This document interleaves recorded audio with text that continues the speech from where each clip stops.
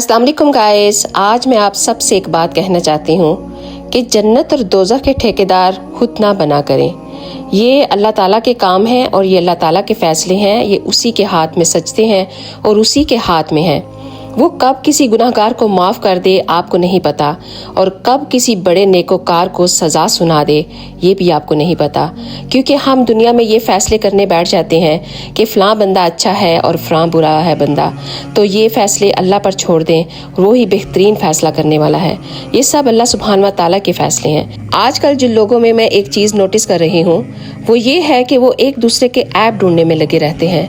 देखते हैं कौन अच्छा है और कौन बुरा। अल्लाह ताला ने हर इंसान को खताकार बनाया है। नबी पाक सल्लल्लाहु अलैहि वसल्लम की एक हदीस है कि हर इंसान खताकार है सवाए उनके जो खता करने के बाद अल्लाह से तौबा कर लेते हैं। तो हम कौन होते हैं किसी को जन्नत और दोज़ख के फैसले सुनाने वाले?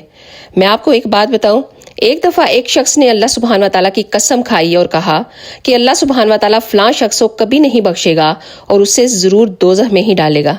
अल्लाह सुब्हान व तआला फरमाते हैं कि सुन ले वो शख्स, मैंने उस शख्स को माफ़ कर दिया जिसके बारे में इसने कहा, और मैंने उसके माल ज़ाया कर दिए जिसने ये कहा कि ये ज़रूर दोज़ख में डाला जाएगा।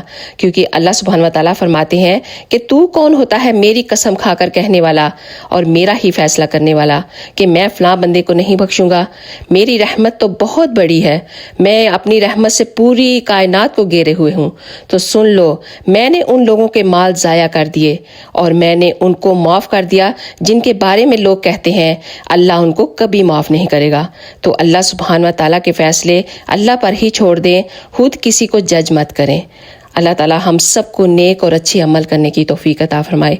अगर आपको ये वीडियो पसंद आई है तो प्लीज़ एक दफ़ा शेयर ज़रूर कर दीजिएगा। जज़ाकल्लाह खैर।